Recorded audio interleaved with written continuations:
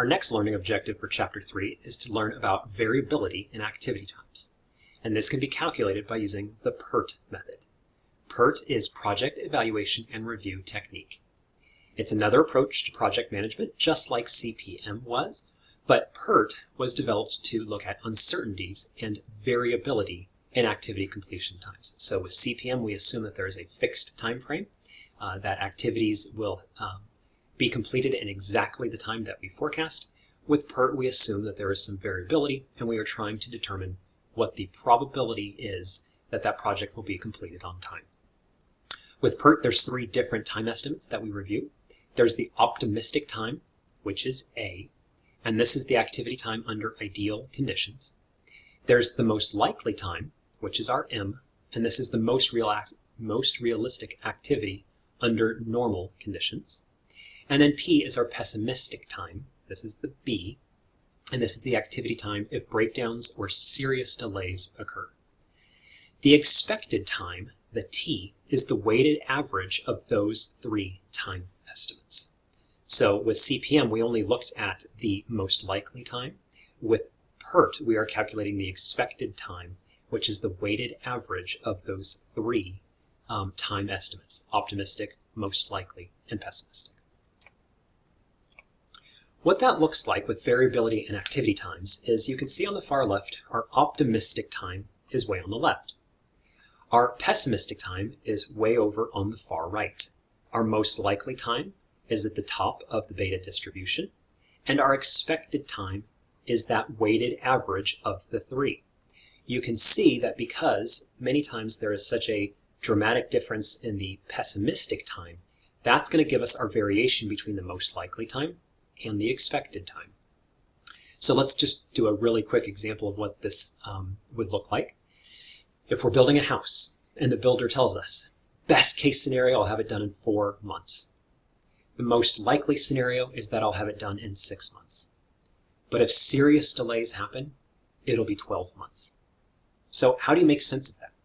If you're using the PERT method, you're going to calculate out a weighted average of those, and you will probably come up with something along the lines of maybe your house would be completed in about 7 months. That would be the expected time, because that pessimistic time out there at 12 months was a 6-month difference between the most likely time and the pessimistic time. So when we talk about variability in activity times, here are a couple formulas you need to know and have handy.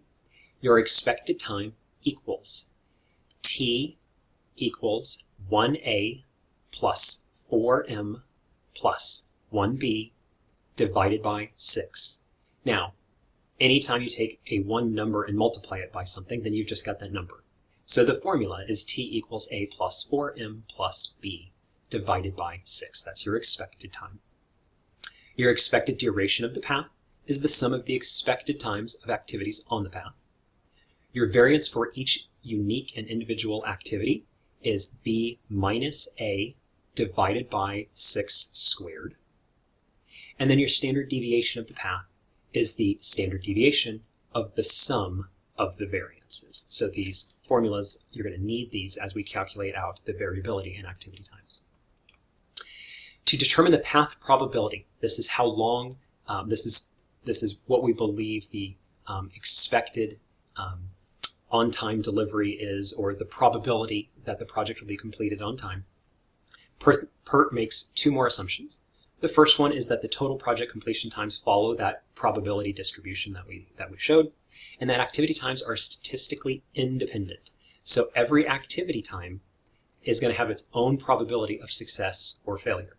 So just like with CPM, every activity is unique and independent. Each one can be done on time. Each one can slip. Statistically, with PERT, it's exactly the same thing. They all have a probability that they will be on time as well. So the probability that the given path will be completed in a specified length of time is Z equals your specified time minus your path duration divided by the path standard deviation, which we will calculate. So using Milwaukee Paper as an example, your path duration is your critical path. That's 15 weeks. Your expected time, or your specified time, was 16 weeks, because if you recall from the example, they said, we want to have this project done by Earth Day, and Earth Day is 16 weeks away.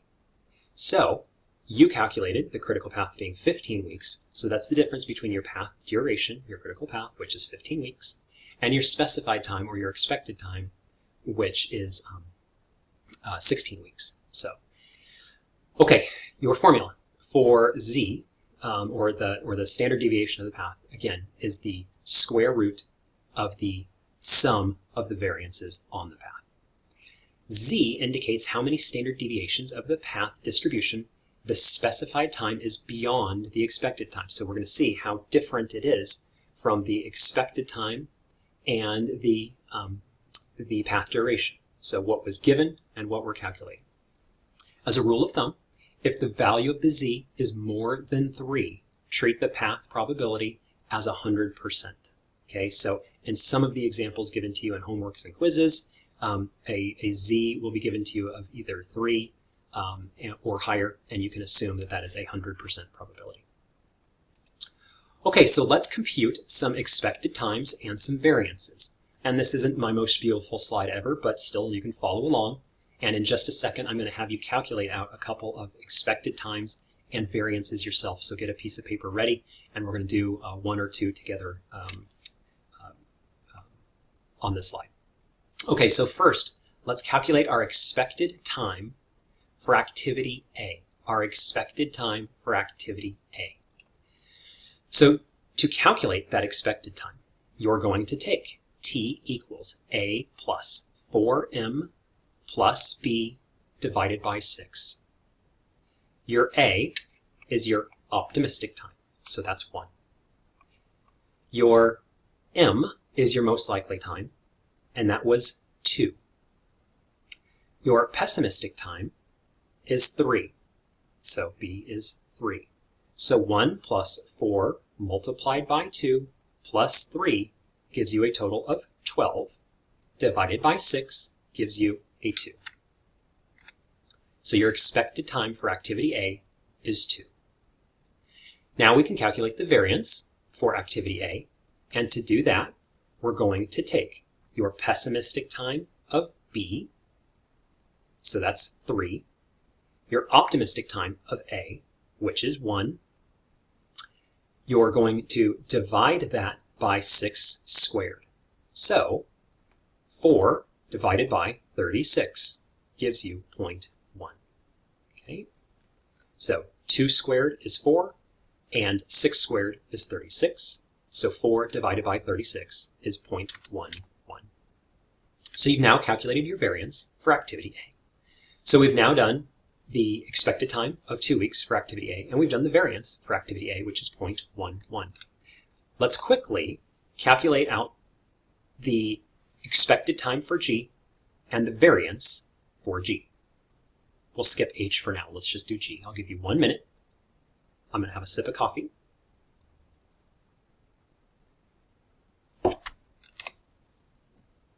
See, I wasn't kidding. Here's my coffee.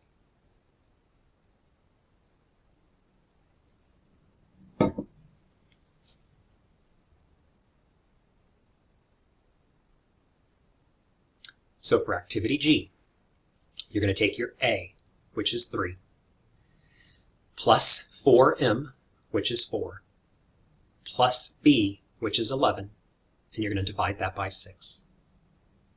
For your variance for activity G, you're going to take your B, which is your pessimistic time, which is 11. You're going to subtract the optimistic time, which is 3. And then you're going to square that. So when you are done, for G, you should have calculated an expected time of 5, and you should have calculated a variance of 1.78. So now, before I dive into Milwaukee Paper on the next slide, just take a look at our answers real quick. Okay, just take a look at all the answers that we got. For activity A, our most likely time is the same as our expected time. That's great. It's not always that way, so don't jump to conclusions. You can see it's the same thing for B and it's the same thing for C, but there's very little difference between our optimistic time and our pessimistic time. Okay, there's very little difference between those numbers. There's not a whole lot of variance. So looking at activity A, where our optimistic time is 1 week, our most likely is 2, our pessimistic is 3, our expected time is nice and clean and it comes out to be 2 weeks, and our variance is low at 0.1. Let's go down to G, which you just calculated by yourself. Your optimistic time is 3 weeks. Your most likely time is 4 weeks. And your pessimistic time is 11 weeks. That's terrible. That means there's an 8-week variance between your pessimistic time and your optimistic time. So not only does that mean your expected time is 5 weeks, which follows a little bit more in line with that first chart that I showed you with the beta distribution, with your most likely time to the left and then your expected time to the right. That's because there's variability in the activity times.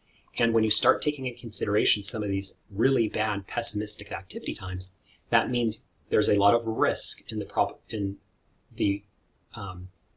that the most likely time will be hit of that 15 weeks. So what we're trying to figure out is exactly what the probability is that we'll hit that 15 weeks.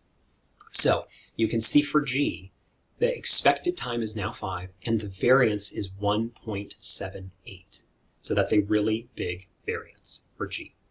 So again, just thinking about this in real life terms, if activity A is pouring foundation of a house, okay, your optimistic time is 1 week, your pessimistic time is 3 weeks, okay, there's a 2-week variance there, not a huge difference, but odds are pretty good you're going to get that done in about 2 weeks. If activity G is putting electrical throughout the house, and it might take 3 weeks, it's most likely going to take 4, but if things go wrong, it could take 11 weeks. That's a dramatic difference between your best case scenario and your worst case scenario, which adds risk to the project being completed on time. Okay, so now let's calculate out the probability for Milwaukee Paper. So what's the probability this project can be completed on or before the 16-week deadline? They gave us 16 weeks to have the project completed by Earth Day. So the very first step, we're going to determine our critical path. And we already knew our critical path. We did that in the last lecture recording, where we calculated our critical path being the A, C, E, G, and H path. That's our critical path. That gets us to 15 weeks. So we already knew that. If this were an exam question, I could just give you this information and I could do a couple things. I could say the critical path is A, C, E, G, H. Or I could put in the slack times next to the activities and I could say 0 for A, 1 for B, 0 for C, 2 for D, or whatever. And you know that any activities that have a 0 slack, a 0-week lead time slack, would be on the critical path. So look for that because you will see that again. So we know our critical path. Now we need to calculate the expected duration. So the expected duration is simple. We're just going to add up all of the project duration times for the activities on the critical path. So for this example, A is 2 weeks, C is 2 weeks, E is 4 weeks, G is 5 weeks, and H is 2 weeks. So when you add those all up, you get to a 15-week expected duration. Now we're going to add up the sum of the variance. So the sum of our variances are 0.11 plus 0.11 plus 1 plus 1.78 plus 0.1. And when you add up all those variances, you get 3.11. But you're not done. That is not your variance. It's the sum of your variances, but you need to calculate the standard deviation of that variance. So now we're going to take the standard deviation of 3.11, and that gets you to 1.76. Okay, 1.76. So now we're going to calculate our z.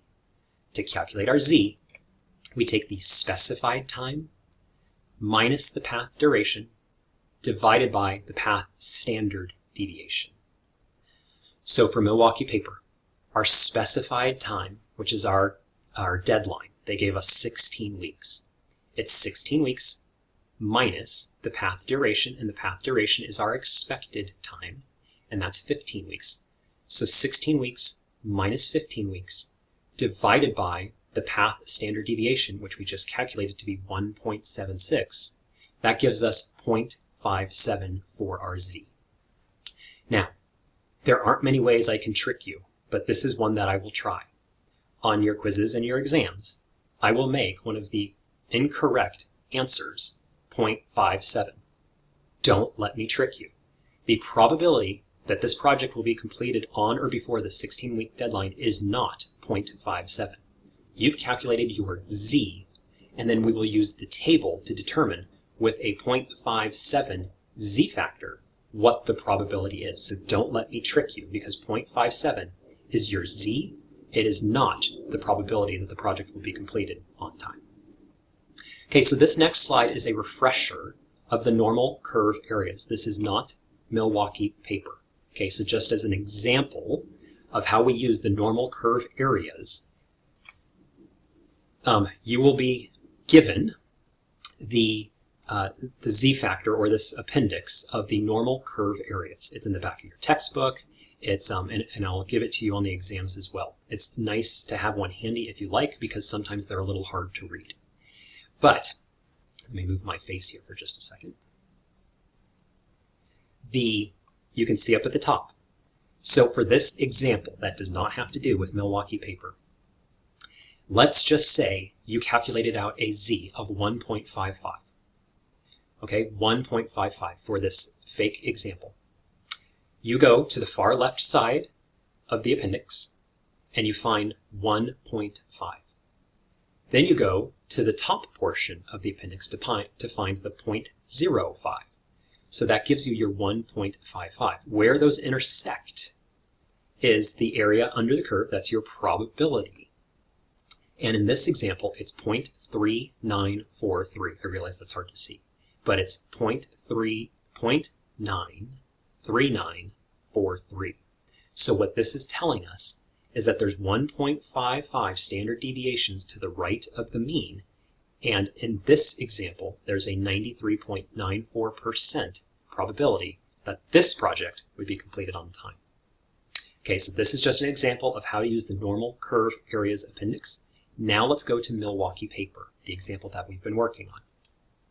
So for Milwaukee Paper, okay, we're back to Milwaukee Paper now.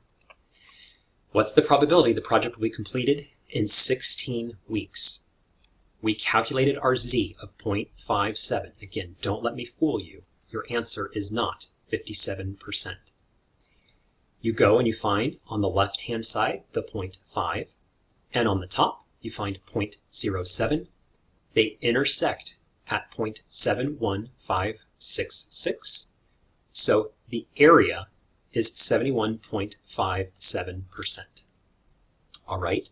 So the probability that this project will be completed on time is essentially 72%. The correct answer, because on exams I want you to be exact, would be 71.57%. So why is that?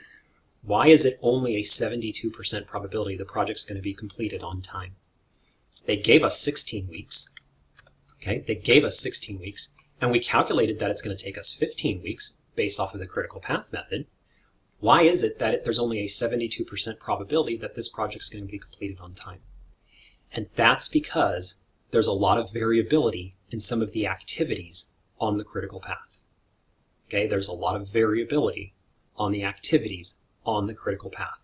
So there's a lot of risk. There's a 29% probability risk that this project will not be completed on time because of all those pessimistic estimates on the critical activities. Okay, on your exam, I could also give you an example like this. This is an example of PERT. I could give you the AON network diagram. I could give you the expected times and the variance. So your expected time is on the left, your variance is on the right. So for this example, there's two paths, okay? There's two paths, A, B, C, E, F, and A, B, D, E, F. There's two paths. So for this question, what is the expected completion time and variance for this project? Okay, we've got our two paths, which we just discussed. You add up the activity duration times, and for A, B, C, E, F, your duration is 12 days, and for the other path, it's 14 days. So which one is your critical path? The critical path is the longest time through the network. So for this one, your critical path is A, B, D, E, F. So our expected completion time is 14 days. And our variance, if I just ask for the variance, all you do is sum up all of the variances. So because the critical path is A, B, D, E, F, you're just going to add up 1 plus 0.8 plus 1 plus 0.5 plus 0.2, and that gives you 3.5 as your variance. Now, if I ask for the probability that the project will be completed on time, now we've got to find the square root of the variance. Okay, so our specified time is 12 days. Our expected time is 14 days. Our variance is 3.5 days. So Z equals 12. Okay, our specified time is 12. Our path, our critical path, is 14 days. We take the square root of 3.5, and that gives us a negative 1.0689. So again, your answer is not 1.0689. We need to look that number up on the normal curve. So now you have to look up positive values. There are no negative values on the normal curve areas appendix. So we will look up 1.07. Okay, we've got to round up to 0.07. So 1.07 is 85%, or 0.85769. Okay, do not let me trick you and put an 85.77% as one of the right answers. This was a negative number. So therefore, you must subtract the number 1. So therefore, the probability of completing in 12 weeks is 1 minus 0.8577, which gives you 0.1423, or 14.23%. So that makes sense if you think about it. We were given 12 weeks. We calculated our critical path to be 14 weeks. So we're 2 weeks, we're planning, right off the bat, we're planning on it being 2 weeks past due. And then when you take the variability into consideration, we get to only a 14.23% probability that that project will be completed on time, which is by the 12th week, not the 14th week. We calculated 14 weeks as the critical path, but we want it done in 12 weeks. All right, so you have now learned how to calculate variability in project management using the PERT method.